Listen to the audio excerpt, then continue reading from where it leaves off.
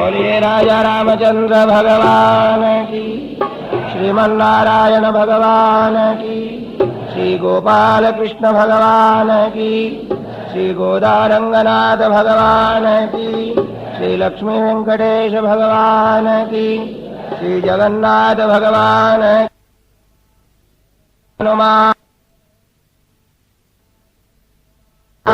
की, श्री स्वामी की, सनातन धर्म की, गौ माता की। अखिल कोटि ब्रह्मांड नायक करुणा वरुणालय सच्चिदानंद स्वरूप सर्वांतर्यामिन श्री राघवेंद्र महाप्रभो, समुपस्थित सम्माननीय विद्वज्जनों,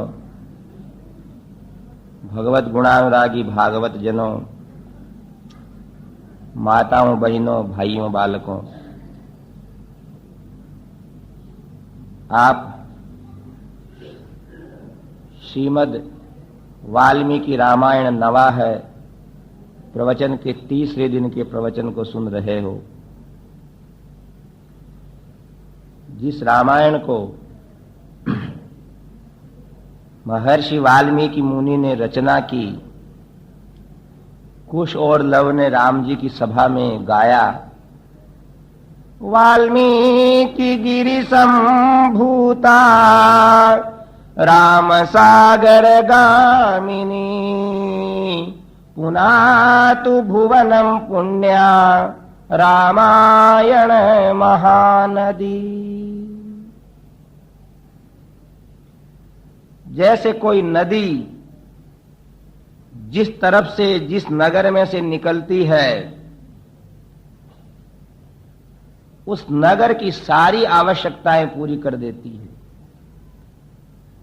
लोग जल पीते हैं, उससे खेती करते हैं, स्नान करते हैं, प्रसन्न हो जाते हैं। ऐसे महर्षि वाल्मीकि रूपी पर्वत से निकल करके राम जी के स्नेह सागर में गिरने वाली ये रामायण नदी सुनने वालों के हृदय को पवित्र कर देती है। जैसे वस्त्रों को स्वच्छ करने के लिए जल की आवश्यकता है, वैसे ही आत्मा को स्वच्छ करने के लिए, मन को स्वच्छ करने के लिए ज्ञान की आवश्यकता है। इस रामायण महानदी को ज्ञान गंगा कहते हैं। बोलिए पतित पावन भगवान की। और आप इस राम कथा का आस्वादन कर रहे हैं। प्रातः काल सुनकर के गए थे कि विश्वामित्र जी के साथ भ्रमण करने वाले दशरथ नंदन भगवान श्री राम और उनके अनुज सुमित्रा नंदन लक्ष्मण कई बातें पूछते हैं विश्वामित्र जी से। गंगा नदी को सामने देख करके कहा, भगवन् श्रोतुमिच्छामि गंगां त्रिपथगां नदीं त्रैलोक्यं कथमाक्रम्य गता नद नदीपतिं भगवन् श्रोतुमिच्छामि। गंगां त्रिपथगां नदीं त्रैलोक्यं कथमाक्रम्य गता नद नदीपतिं। हे मुनीश्वर, ये भगवती गंगा स्वर्ग में, पाताल में और पृथ्वी लोक पर किस प्रकार अपने पवित्रतम जल से प्राणियों को पवित्र कर रही है, ये मुझे आप विस्तार से सुनाओ। तब विश्वामित्र जी ने कहना शुरू किया कि देखो कुमार, हिमालय के दो लड़कियां हैं, एक बड़ी गंगा और छोटी उमा। सीताराम जय सीताराम, हम सीताराम जय सीताराम। सीताराम, हम सीताराम जय सीताराम, हम सीताराम जय सीताराम, हम सीताराम जय सीताराम। बोलिए राजा रामचंद्र भगवान की। अब रामायण में क्या लिखा है कि देवताओं ने हिमालय से आकर के गंगा को मांग करके ऊपर ले गए। सुनना हो,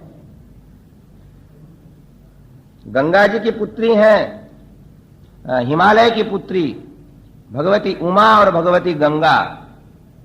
गंगा बड़ी है, ज्येष्ठ हैं, देवता लोग ले गए।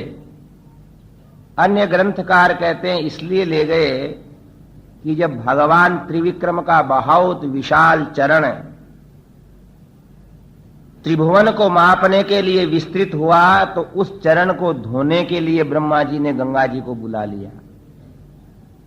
अब छोटा मोटा चरण था क्या, कोई थाली में थोड़ा धुपने वाला था,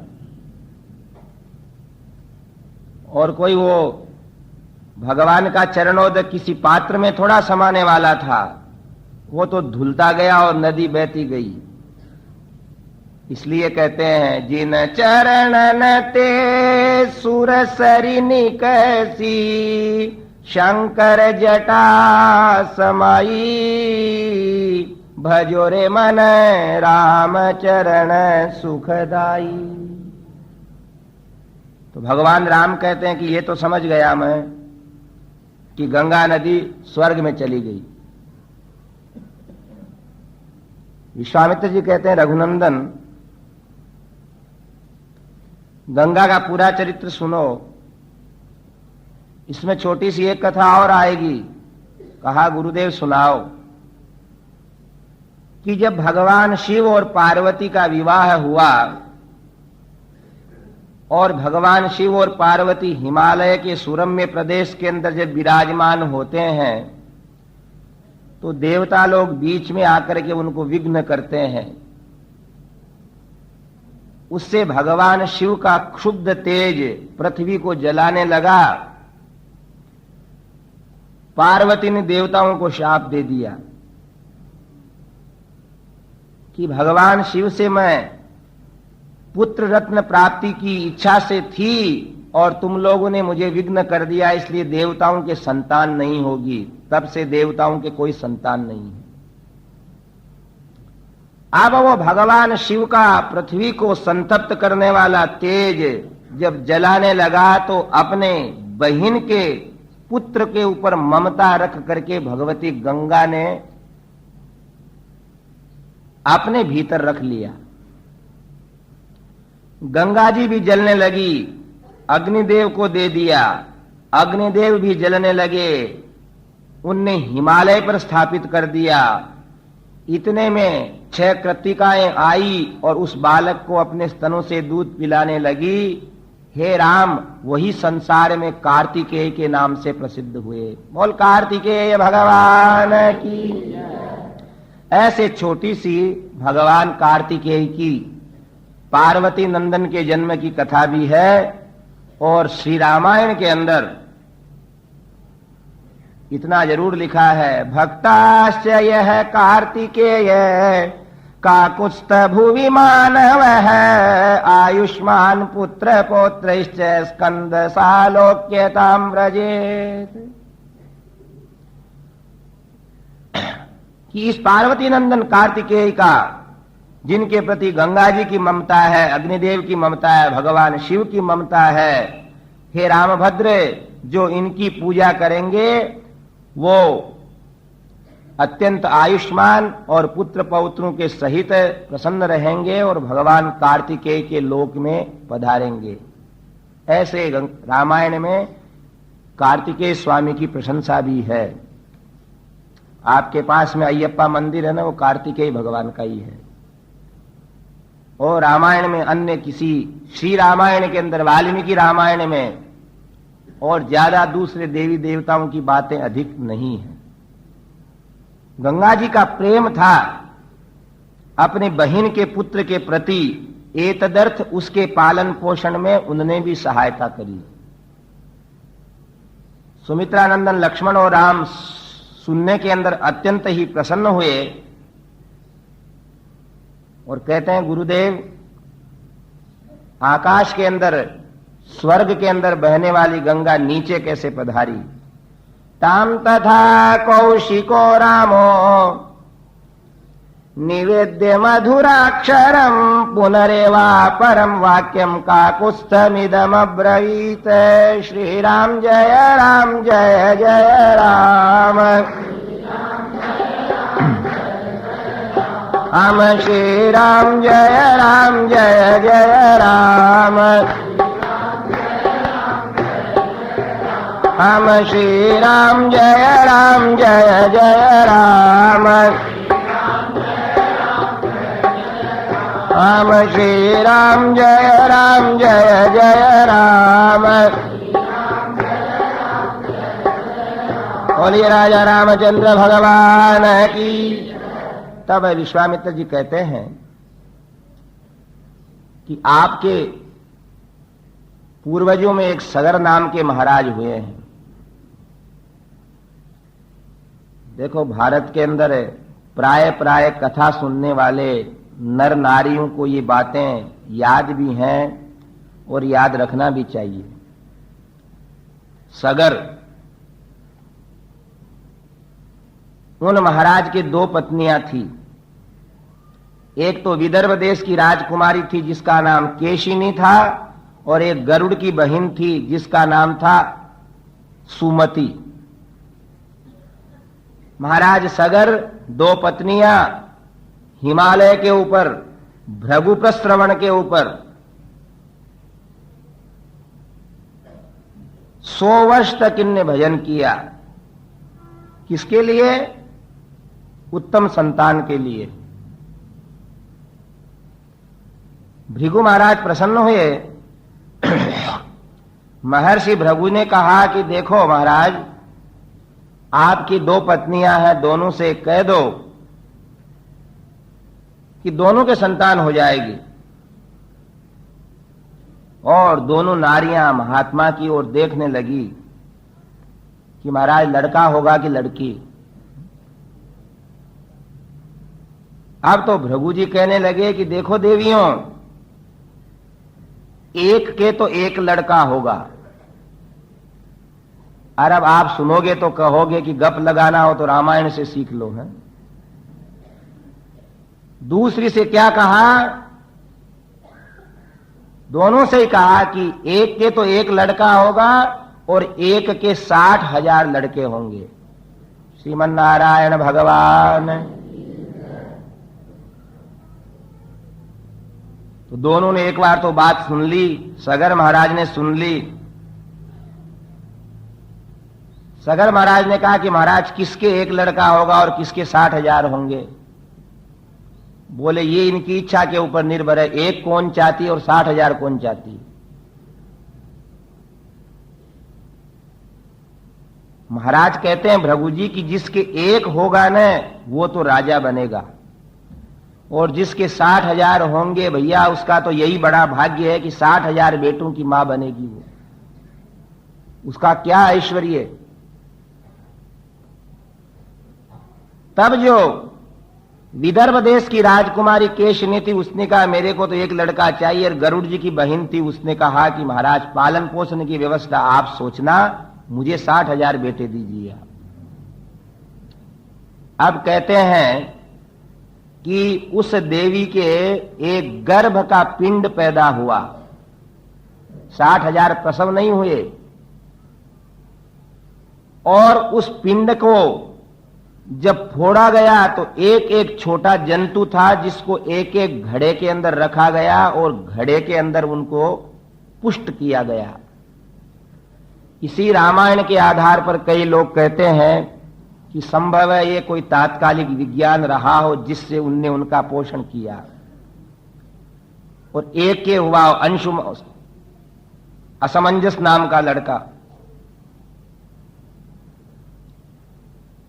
60,000 पालने जब उस घर के अंदर झूलने लगे तो उस मां को तो देवता लोग भी सराहने लगे।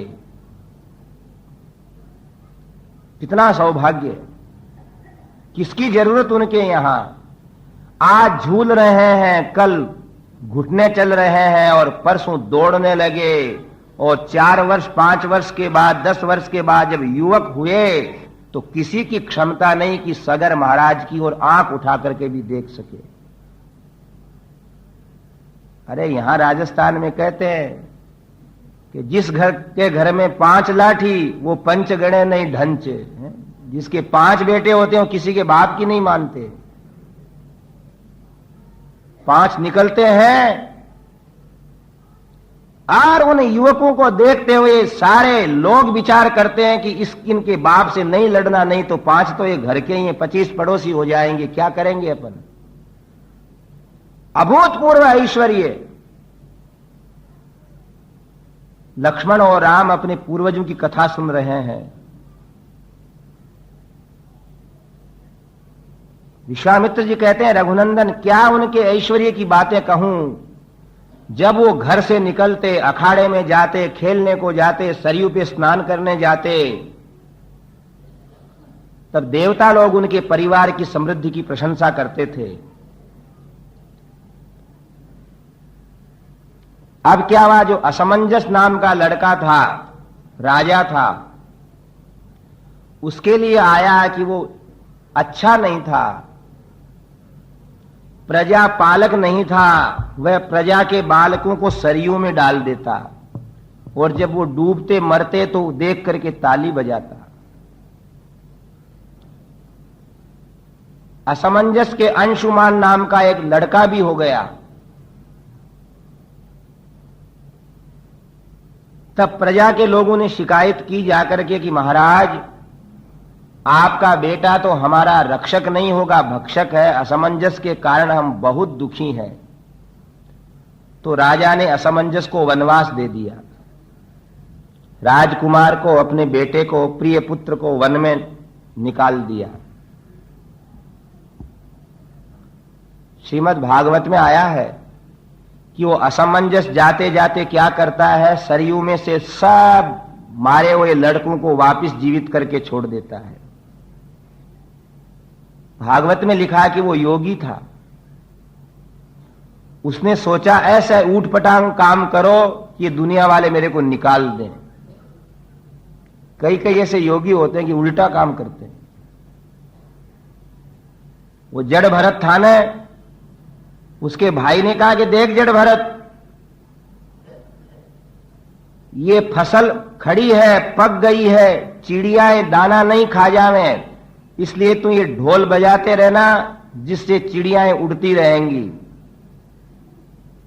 वो जड़ भरत सोचता है आज ढोल बजाएंगे तो कल निराई करने पड़ेगी, परसों बैल चराने पड़ेंगे, परले रोज वजन ढोना पड़ेगा, अपने को नहीं करना।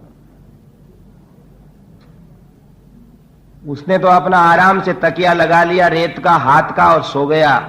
क्या कहता है, राम की चिड़कली राम जी का खेत, खाओ चिड़कली भर भर पेट। हम किसके चिड़ियाएं उड़ावें।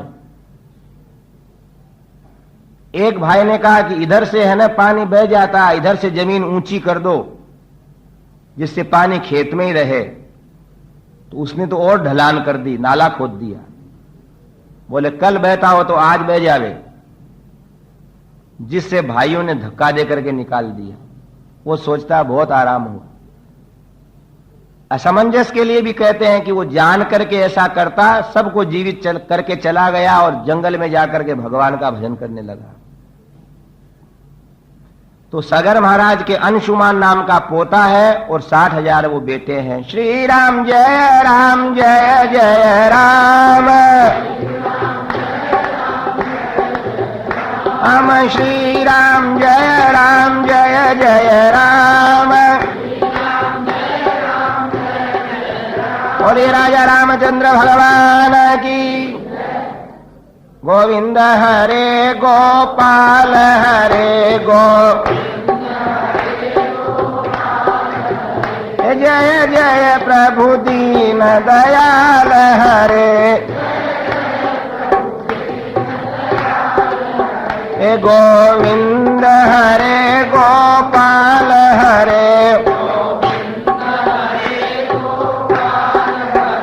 जय जय प्रभु दीन दयाल हरे, हे गोविंद हरे गोपाल हरे, हे परमेश्वर दीन दयाल हरे, हे गोविंद हरे गोपाल हरे, हे परमेश्वर दीन दयाल हरे।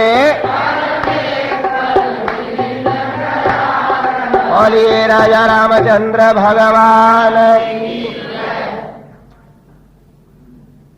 अब क्या होता है कि सगर महाराज थे, विश्वामित्र वच श्रुत्वा कथान्ते रघुनंदन उवाच परम प्रीतो मुनिम दीप्तमिवानलम। भगवान राम पूछ रहे हैं, हां भर रहे हैं कि हां महाराज मैं सुन रहा हूं, आगे कहो। कहा कि देखो रघुनंदन, अंशुमान महाराज ने क्या सोचा कि अश्वमेध यज्ञ करें, जिसमें एक घोड़ा छोड़ा जाता है, वो अश्वमेध यज्ञ शुरू किया और थोड़े ही दिनों में यज्ञ पूरा होने के पहले ही उस अश्वमेध यज्ञ के घोड़े को इंद्र चुरा करके ले गए।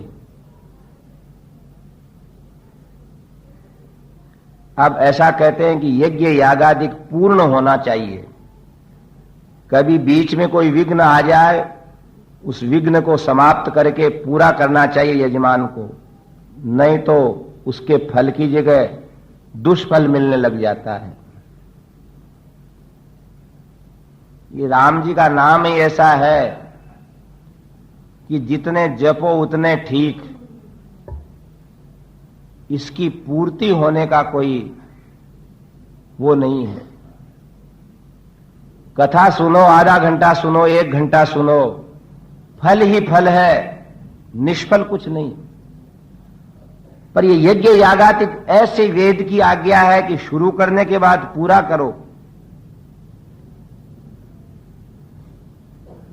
अब यजमान को वशिष्ठ जी ने कहा कि महाराज घोड़ा मंगाओ, नहीं तो यज्ञ शुरू क्यों किया। सगर महाराज ने कहा कि मेरा घोड़ा, जिसके 60,000 लड़के हैं, उसके घोड़े को कौन चुराएगा। उन 60,000 पुत्रों से आज्ञा दी और वो सब के सब दौड़े, चारों तरफ ढूंढ करके कह दिया कि महाराज घोड़ा नहीं मिला।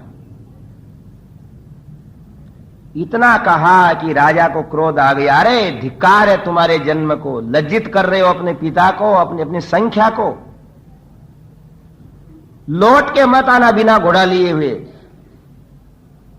अब वो 60,000 के 60,000 चलते हैं और इस पृथ्वी को इतना खोदते हैं, इतना खोदते हैं कि समुद्र की सीमाएं बढ़ा दी। सगर के बेटों ने समुद्र को बहुत बड़ा कर दिया पृथ्वी को खोदने के कारण, इसलिए ही समुद्र का नाम सागर हो गया। ये कथा याद रखना हो, आगे भी इसका संकेत आएगा। सागर नाम क्यों है? सगर के पुत्रों ने इसको बढ़ा दिया। बढ़ाने के बाद खोदते खोदते पाताल लोक में चले गए।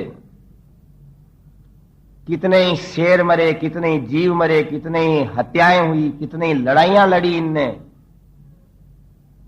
पर धनुष बाण तलवार मुदगर गदा परशु खड्ग लिए हुए किसी से डरते नहीं और सबको मारते पीटते चिल्लाते हल्ला मचाते हुए जब जाने लगे तो भगवती पृथ्वी भगवान की शरण में गई कि मेरे को क्यों असमय में रोंदा जा रहा है। त्राही त्राही हो गई। पृथ्वी को भगवान कहते हैं कि ये लोग फल पा जाएंगे, और आगे पाताल में, बंगाल में जहां गंगा सागर आप कहते हो, वहां भगवान कपिल विराजमान थे और वो इंद्र ने घोड़ा वहां बांध दिया। बोलिए कपिल भगवान की। इसलिए कहते हैं कि आदमी जोश के अंदर होश नहीं खोना चाहिए। कपिल भजन कर रहे हैं वहां।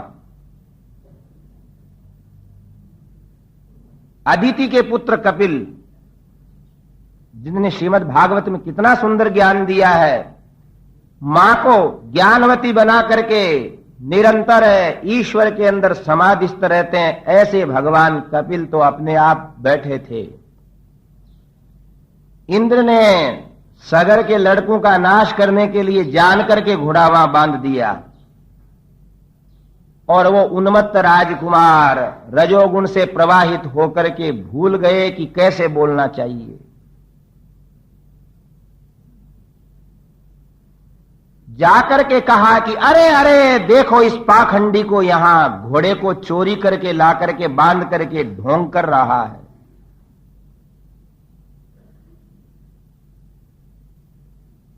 बिना सोचे समझे कह दिया, बिना विचारे जो करे सो पाछे पछताए। रामायण में तो लिखा कि कपिल देव की आंखें खुली, आग निकली उनकी आंखों में से, 60,000 के 60,000 राख के ढेर हो गए। गोपाल कृष्ण भगवान श्री राम जय जय राम राम। देखो एक दिन एक मां ने देखा कि मेरे 60,000 बेटे हुए हैं और आज 60,000 बेटे एकदम एक ऋषि महात्मा के क्रोधाग्नि के भस्मीभूत हो गए। अब सगर महाराज ने अपने पौत्र अंशुमान से कहा कि बेटा अंशुमान, जाओ घोड़ा लेकर के आओ। तुम्हारे चाचा लोग उधर गए हैं। अंशुमान जब तैयार हुआ तब क्या कहते हैं महाराज सगर की, देख बेटा, जो तुम्हारा मदद कर सके उन लोगों को हाथ जोड़ना। एक पद्धति बताइए काम कराने की। जो बड़े हों, उत्तम गुण वाले हों, उनको नमस्कार प्रणाम करके उनसे पूछना कि मेरा कार्य कैसे सिद्ध होगा। और जो समझाने से मान जाए उनको समझा देना, और उसके बाद भी नहीं माने उनको तलवार से मौत की घाट उतार देना। बाकी बेटा काम समझदारी से करना। अंशुमान उधर से निकला, रास्ते खुदे हुए तैयार थे। पूर्व पश्चिम उत्तर दक्षिण दिशाओं के दिग्गज मिले उनको। विरूपाक्ष मिला, महापद्म मिला, सौमनस मिला, भद्र मिला, जिनको परिक्रमा करके कहा कि ए दिग्गजों, मुझे आप जानते हो? दिग्गजों ने कहा कि हे बालक, जानना क्या है, तुम इतने भली बोली से बोल रहे हो, इसलिए मालूम पड़ता है कि कोई खानदानी युवक हो। हे दिग्गजों, मेरे काका लोग 60,000 गए थे इधर से, उनको ढूंढने जा रहा हूं। आप लोग मेरी मदद करो, मुझे मार्ग बताओ, किस प्रकार मैं निर्विघ्न पहुंचूंगा। उन सब लोगों ने रास्ता बता दिया, आशीर्वाद दिया कि आप जाओ। ऐसे बड़ों को प्रणाम करते हुए, सम्मान देते हुए आगे बढ़े अंशुमान। विश्वामित्र कह रहे हैं कि हे रघुनंदन, जब जाकर के वहां पाताल लोक में उनने राख के ढेर देखे तो गिनना शुरू किया, 1 2 3 4 100 1000 50,000 59,000 59,900 59,999 और 60,000 की गणना पूरी होते से ही अंशुमान रो पड़ा वहां। अरे ये विधाता कितना क्रूर है। कि जिसने मेरे परिवार के इन पूज्य पुरुषों को 60,000 में से एक को भी नहीं छोड़ा, कैसे मेरे पूर्वज यहां राख के ढेर होकर के पड़े हैं। द्रवीभूत हो गया दुख से,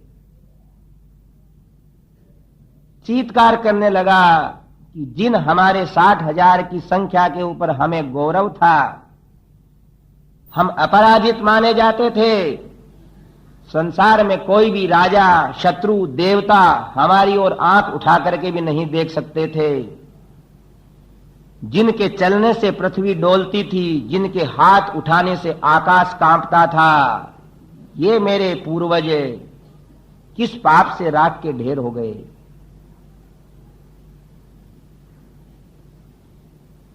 इसको बंधुत्व कहते हैं कि अपने पूर्वजों के विनाश के ऊपर जिनके आंसू आने लग जाए,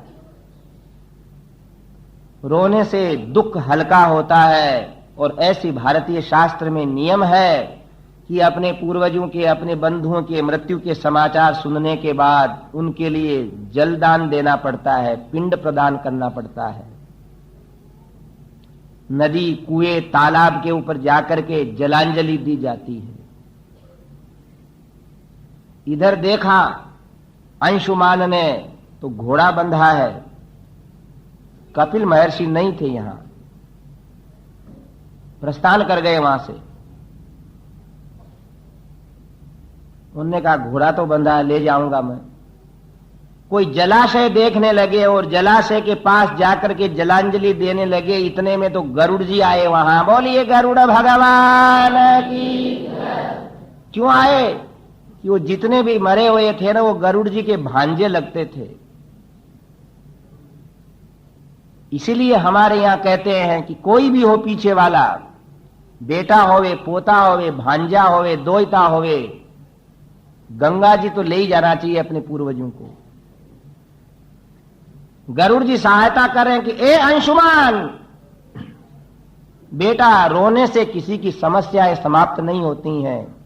अगर अपने बंधुओं का, अपने पूर्वजों का तू हितैषी है तो इस सामान्य जल से इनको जलांजलि मत दे। स्वर्ग में बहने वाली परम पाविनी, पापनाशिनी भगवती गंगा को यहां लेकर के आ, और उसके जल से जब ये गीले हो जाएंगी राख की ढेर, तब तेरे पूर्वज पुण्य लोकों को प्राप्त हो जाएंगे। श्री राम जय जय राम, राम श्री राम जय जय राम, राम श्री राम जय जय राम। बोलिए राजा रामचंद्र भगवान। और हे बेटा, भस्म राशि कृतान एतान प्लावये लोक पावनी, तया क्लिन्नमिदं भस्म गंगया लोक कांतया। संसार को पवित्र करने वाली भगवती गंगा जब इनको यहां से बहा देगी, तब ये पुण्य लोगों को जाएंगे। ये तुम्हारा घोड़ा है, इसको ले जाओ। अंशुमान घोड़े को ले जाकर के महाराज सगर से दे देते हैं। यज्ञ पूर्ण होता है। 30,000 वर्ष तक राज्य किया सगर महाराज ने, किंतु अपने पुत्रों के उद्धार के लिए गंगा को नहीं ला सके। काल धर्मम गते राम सगरे प्रकृति जनाः, राजानम रोचयामासुरंशुमंतम सुधार्मिकम। सगर के दिवंगत होने के बाद अंशुमान राजा बना, और अंशुमान ने बहुत तप किया। अंशुमान के दिलीप नाम का लड़का हो गया था, उसको राज्य दे दिया, और 32,000 वर्ष तक तप किया उनने। आप जिस गंगा में स्नान कर रहे हो, बिना भाग्य से नहीं आई है। इसलिए कहते हैं हम उस देश के वासी हैं जिस देश में गंगा बहती है। 32,000 वर्ष सगर महाराज कुछ कर नहीं सके। अंशुमान आए, अंशुमान के जब लड़का हो गया तब भजन करने गए। दिलीप नाम के उनके जो पुत्र थे, अंशुमान दिवंगत हो गए, दिलीप कुछ कर नहीं सके और उनके तस्य चिंतयतो नित्यम धर्मेण विदितात्मनः पुत्रो भगीरथो नाम यज्ञे परम धार्मिक है। भगीरथ नाम के लड़के हुए। अब भगीरथ का विवाह हुआ। विवाह होने के पश्चात अपने कक्ष के अंदर जब वो विराजमान थे, उनकी नवोढ़ा परम प्रेयसी पत्नी उनके समीप बैठी है।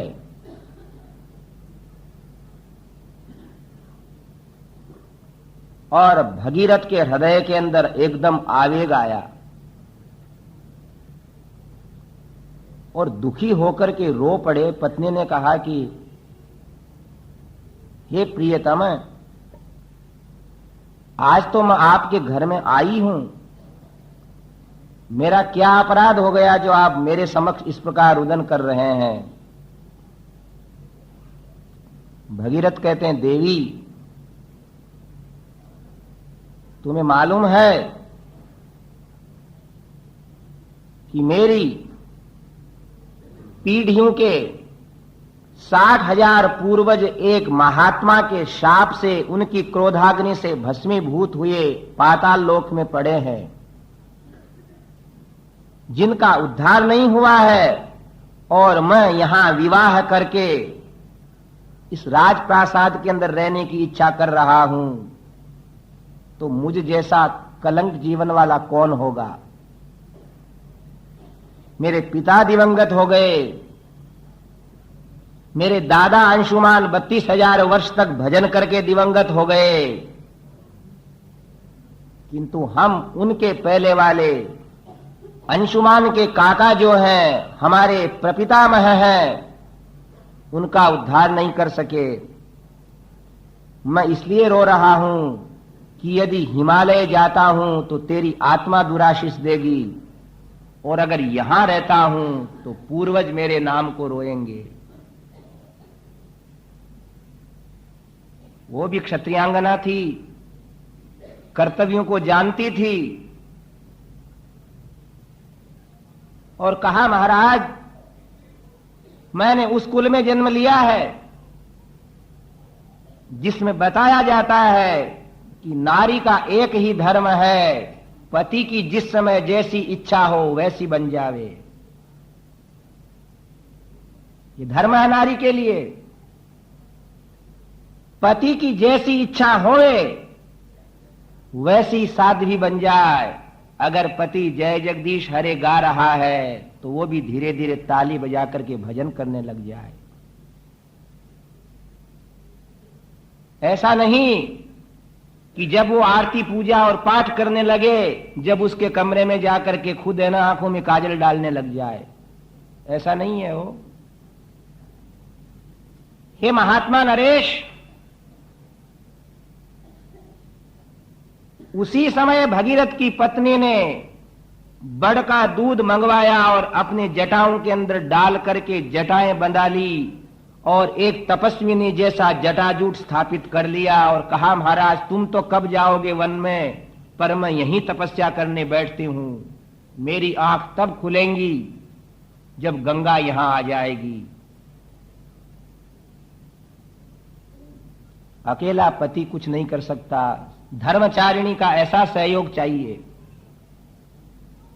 उस अपनी परम तपस्विनी पत्नी को देख करके भगीरथ उसी समय भगवान का स्मरण करके अपने राजप्रासाद को छोड़ करके मंत्रियों को राज्य दे करके गंगा जी को लाने के लिए चले गए। जब भगीरथ हिमालय की तरफ प्रस्थान करते हैं, शुभ शकुन होते हैं, देवता प्रसन्न होते हैं, ऋषि महात्माओं का मन नाचने लगा, प्राणी प्राणी प्रसन्न हो रहा है, भारत का हर निवासी प्रसन्न हो रहा है। और ये रामचंद्र भगवान भगीरथस्तु राजर्षिर धार्मिको रघुनंदन अनपत्यो महाराज है प्रजा काम सच प्रजा। गोकर्ण क्षेत्र में गए। आज भी गंगोत्री के ऊपर 14 किलोमीटर दूर गोकर्ण स्थापना बताते हैं। वहां जाकर के भगीरथ ने क्या किया, अपनी भुजाएं ऊंची कर ली। ऊर्ध्व बाहु पंचतपा मासाहारो जितेन्द्रिय है, तस्य वर्ष सहस्राणि घोरे तपसि तिष्ठत है। दोनों भुजाएं ऊपर करके पंचाग्नि ताप करने लगे। 1 महीने में भोजन करते और उसके बाद फिर भजन करने लग जाते। 1000 वर्ष बीत गए। श्री राम जय जय राम, हम श्री राम जय जय राम, हम श्री राम जय जय राम, हम श्री राम जय जय राम, हम श्री राम जय जय राम। सुप्रीतो भगवान ब्रह्मा प्रजानां प्रभुरीश्वरः, ततः सुरगणैः सार्धम् उपागम्य पितामहः भगीरथम् महात्मानम् तप्यमानम् अथाब्रवीत्, भगीरथ महाराज प्रीतस्तेऽहं जनाधिप, तपसा च सुतप्तेन वरम वरय सूरत। ब्रह्मा जी आए देवताओं को साथ लेकर के। लोग कहते क्या करें, हमसे कुछ होता नहीं है, तुम ऐसा करो कि सामने वाला आ जावे। उर्दू में एक कहावत है, ध्यान देना, दीनहीन का काम नहीं है कोई कार्य सिद्धि कर लेना। अपने को तपस्या की आग में झोंकना पड़ता है, कर्तव्य मार्ग पर अग्रसर होना है। अपने को बुलंद इतना बना कि जमाना तुझसे पूछे कि तेरी रजा क्या है,